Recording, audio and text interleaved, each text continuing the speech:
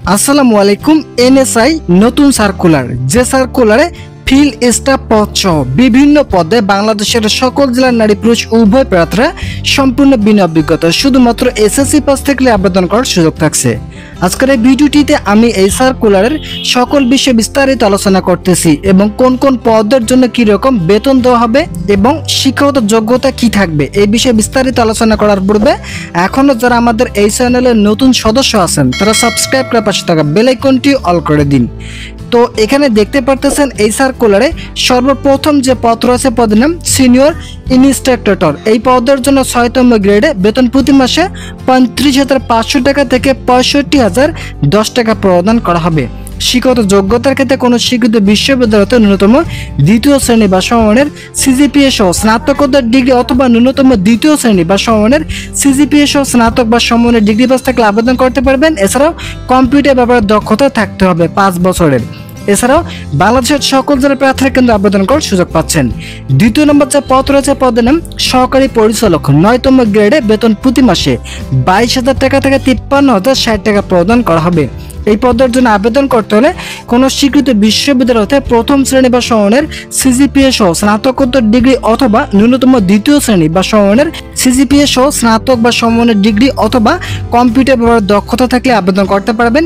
বাংলাদেশের সকল জেলা থেকেই আবেদন করার সুযোগ থাকছে। তৃতীয় নম্বর যে পদ রয়েছে পদের নাম গবেষণা কর্মকর্তা। ৯তম গ্রেডে জনবল নিয়োগ প্রদান করা হবে। এই পদের জন্য আবেদন করতে হলে কোনো স্বীকৃত বিশ্ববিদ্যালয় হতে প্রথম শ্রেণী বা সমমানের সিজিপিএ সহ স্নাতকোত্তর ডিগ্রি অথবা ন্যূনতম দ্বিতীয় শ্রেণী বা সমমানের সিজিপিএ সহ স্নাতক বা সমমানের ডিগ্রি পাস থাকলে আবেদন করতে পারবেন বাংলাদেশের সকল জেলা থেকেই। এরপর গুরুত্বপূর্ণ যে পদ রয়েছে পদের নাম ফিল্ড অফিসার। এই পদ সম্পর্কে আলোচনা করার পূর্বে আমি আপনাদের কাছে আবারও বিনীতভাবে রিকোয়েস্ট করতেছি আপনারা অবশ্যই চ্যানেলটি সাবস্ক্রাইব করে পাশে থাকা বেল আইকনটি অল করে দিন। এই সার্কুলারে মূলত এই পদের জন্য ১০তম গ্রেডে বেতন প্রতি মাসে ১৬,০০০ টাকা থেকে ৩৮,৬৪০ টাকা প্রদান করা হবে। শিক্ষাগত যোগ্যতার ক্ষেত্রে কোনো স্বীকৃত বিশ্ববিদ্যালয়তে দ্বিতীয় শ্রেণীর স্নাতক বা সমমানের ডিগ্রি সহ কম্পিউটার চালানোর দক্ষতা থাকতে হবে। উচ্চতার ক্ষেত্রে যারা পুরুষ প্রার্থী রয়েছেন তাদের উচ্চতা ন্যূনতম ৫ ফুট ৩ ইঞ্চি এবং মহিলা প্রার্থীদের ক্ষেত্রে ৫ ফুট থাকলে আবেদন করতে পারবেন। বুকের মাপ উভয় প্রার্থীদের ক্ষেত্রে ৩০ থেকে ৩২ ইঞ্চি থাকতে হবে। বাংলাদেশের সকল জেলা থেকে আবেদন করতে পারবেন। মূলত এখানে যতগুলো পদ রয়েছে প্রতিটি পদের জন্য বাংলাদেশের সকল জেলা থেকে আবেদন করার সুযোগ থাকছে। পঞ্চম নম্বর যে পদ রয়েছে পদের নাম কম্পিউটার টেকনিশিয়ান। এই পদের জন্য ১১তম গ্রেডে প্রতি মাসে বেতন ১২,৫০০ টাকা থেকে ৩০,২৩০ টাকা প্রদান করা হবে।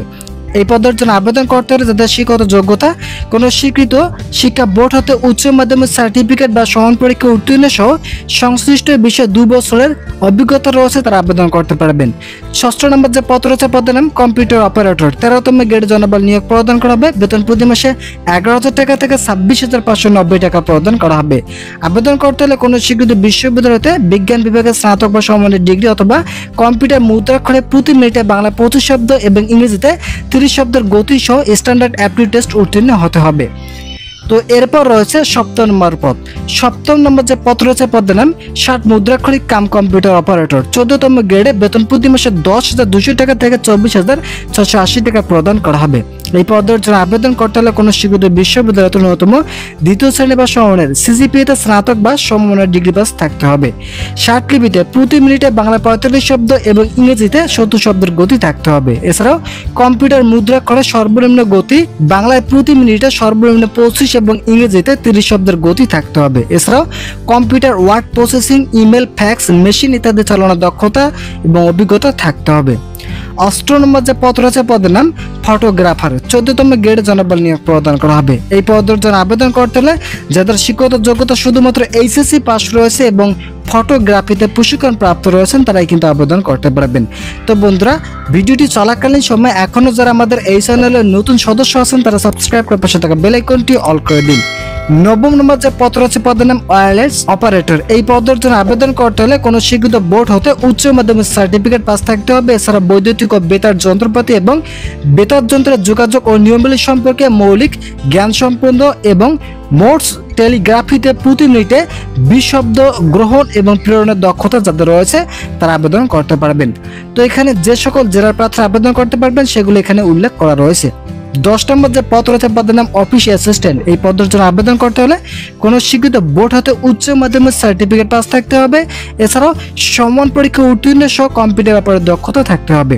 11 নম্বর যে পদ রয়েছে পদের নাম অফিস সহকারী কাম কম্পিউটার মুদ্রা খড়িক। এই পদের জন্য আবেদন করতে হলে কোনো স্বীকৃত বোর্ড হতে ন্যূনতম দ্বিতীয় বিভাগ বা সমানের উচ্চ মাধ্যমিক সার্টিফিকেট পাস থাকলে আবেদন করতে পারবেন। কম্পিউটার ব্যবহার দক্ষতার ক্ষেত্রে মুদ্রাক্ষরে বাংলা এবং ইংরেজি উভয় 20 শব্দের গতি থাকতে হবে। এছাড়াও computer word processing, email, fax, machine ইত্যাদি চালানোর দক্ষতা থাকতে হবে। 12 নম্বর যে পদ রয়েছে পদের নাম ল্যাবরেটরি অ্যাসিস্ট্যান্ট। এই পদের জন্য আবেদন করতে হলে কোনো স্বীকৃত বোর্ড হতে মাধ্যমিক স্কুল সার্টিফিকেট পাস থাকলে আবেদন করতে পারবেন। এছাড়াও এখানে গুরুত্বপূর্ণ আরেকটি পদ রয়েছে পদের নাম রিসিপশনিস্ট। আরেকটি গুরুত্বপূর্ণ পদ রয়েছে পদের নাম ফিল্ড স্টাফ। এই ফিল্ড স্টাফ পদে অনেক চাকরি প্রার্থীরা রয়েছেন, তারা আবেদন করতে পারবেন। যারা এনএসআই এ দীর্ঘদিন থেকে সার্কুলার খুঁজতেছেন তাদের জন্য শুভ কামনা রইল। বিশেষ করে ফিল্ড স্টাফ পদে বাংলাদেশের সকল জেলা থেকে আবেদন করার সুযোগ পাচ্ছেন। শুধুমাত্র এসএসসি পাস থাকলে বাংলাদেশের সকল জেলা থেকে যাদের উচ্চতা পুরুষ প্রার্থীদের ক্ষেত্রে 5 ফুট 4 ইঞ্চি রয়েছে এবং মহিলা প্রার্থীদের ক্ষেত্রে শুধুমাত্র 5 ফুট ইঞ্চি রয়েছে, তারা আবেদন করতে পারবেন। পুরুষ এবং মহিলা উভয় প্রার্থীদের ক্ষেত্রে বুকের মাপ 31 থেকে 33 ইঞ্চি থাকতে হবে।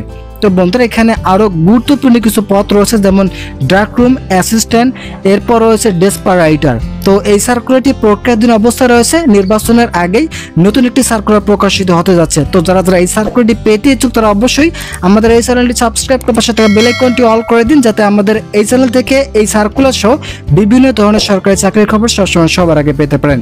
তো বন্ধুরা আজকের এই ভিডিওটি পর্যন্ত, ভালো থাকুন, সুস্থ থাকুন।